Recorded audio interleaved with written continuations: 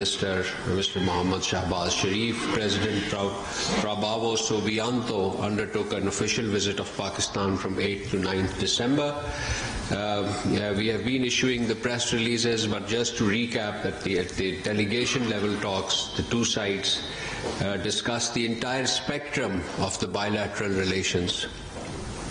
We resolved to elevate the bilateral partnership, particularly in trade, investment, defense, education, health, and technology, and to further collaborate on exploring untapped opportunities in agriculture, IT, defense, halal products, and skills developments. Views on regional issues and developments were also exchanged. The Prime Minister apprised the President of Indonesia on the situation in Jammu and Kashmir, as well as on the Jammu and Kashmir dispute.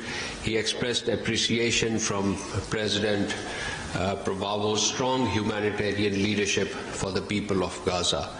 Upon conclusion of the talks, 8 memorandums of MOUs were signed, focusing on higher education, scholarships, facilitation of small and medium businesses, national archives, libraries, narcotics control, health, and halal products. Besides this, the Chief of the Army Staff and the Chief of Defense Forces, Field Marshal Syed Asim Munir, also called on the President of Indonesia. Defense cooperation was the primary focus of these talks. Views were also exchanged on regional security and further promoting ties between the armed forces of the two countries.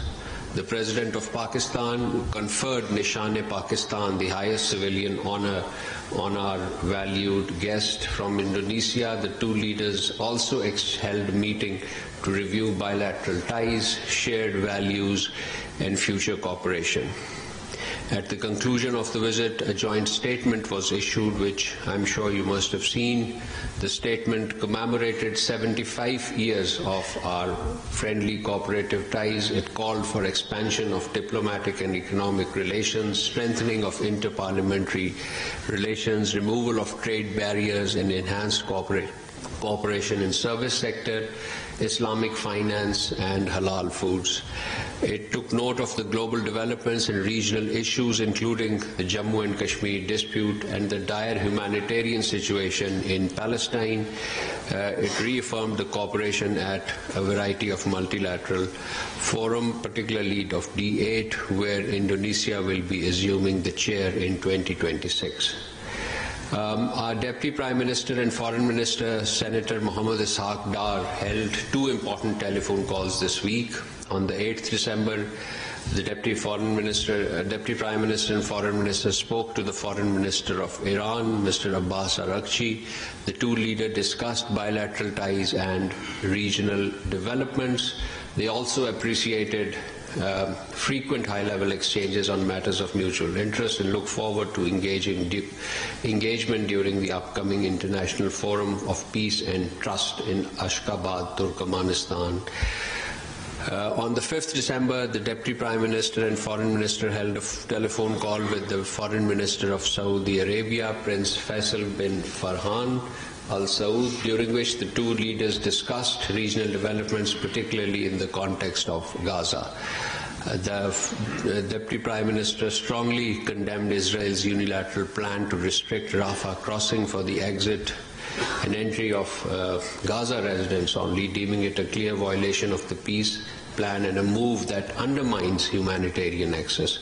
Both leaders reaffirmed their commitment to ensuring unfettered aid to Gaza and advancing coordinated efforts towards lasting peace.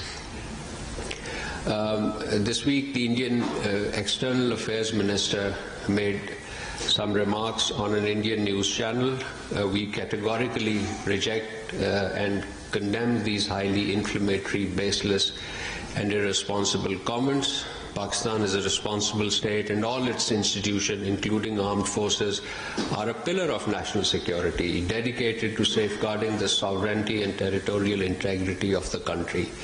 The May 2025 conflict vividly demonstrated Pakistan's armed forces' professionalism, as well as their resolve to defend the motherland and the people of Pakistan against any Indian aggression in a befitting, effective, and yet responsible manner.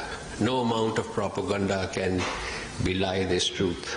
The attempts by the Indian leadership to defame Pakistan, state institution and its leadership are part of a propaganda campaign designed to distract the attention from India's destabilizing action in the region and beyond, as well as its state-sponsored terrorism in Pakistan. Such incendiary rhetoric emanating from New Delhi only exemplifies the extent of India's disregard for amity, peace and stability in our region. Pakistan believes in coexistence, dialogue and diplomacy. However, it stands firm and fully resolved and resolute in our intent and ability to safeguard our interest and national sovereignty. You must have seen, dear colleagues, that on the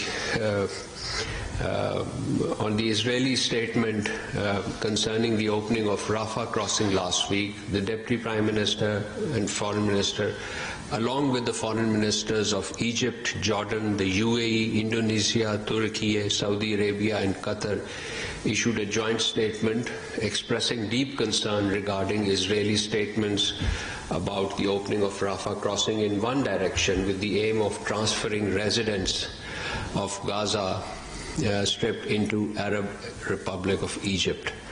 The ministers underscored that their absolute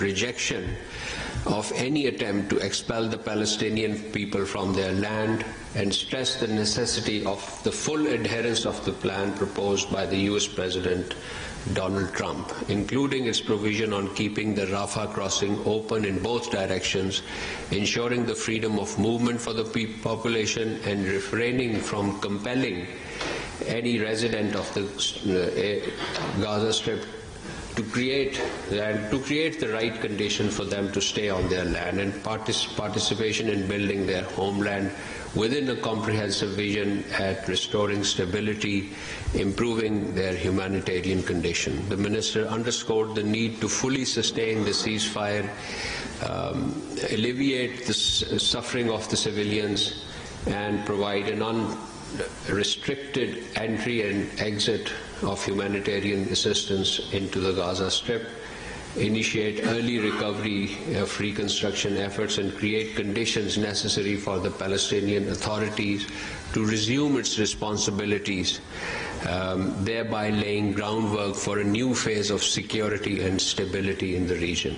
The ministers also reaffirmed readiness to continue working and coordinating with the United States and all regional and global stakeholders, implement fully the resolution 2803, UN Security Council resolution that is, and all relevant earlier resolution, provide for groundwork for achieving a just, comprehensive and sustainable peace in accordance with international legitimacy and two-state solution, which will lead to the establishment of an independent Palestinian state on the lines of 4th June 1967, including the occupied territories in Gaza and the West Bank, with East Jerusalem, 𝗓-Quds al-Sharif as its capital.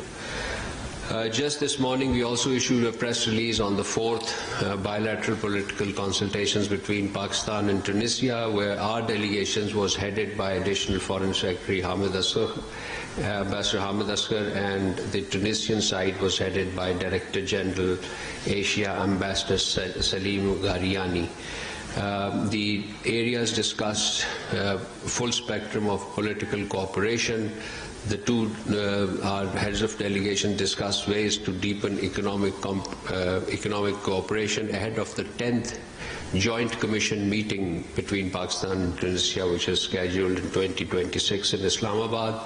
The delegates agreed to enhance coordination on multilateral organizations, particularly the UN and the OIC, and exchange regional and international views on regional and international developments, including the Middle East, Palestine, and North Africa. Additional Foreign Secretary Hamid Asghar also met Mohammed bin Ayed, the Secretary of the State of the Ministry of Foreign Affairs of Tunisia, and they agreed to further deepen the bilateral ties in all fields. So I'll end at that. and open the floor for question and answers. तर्जुमान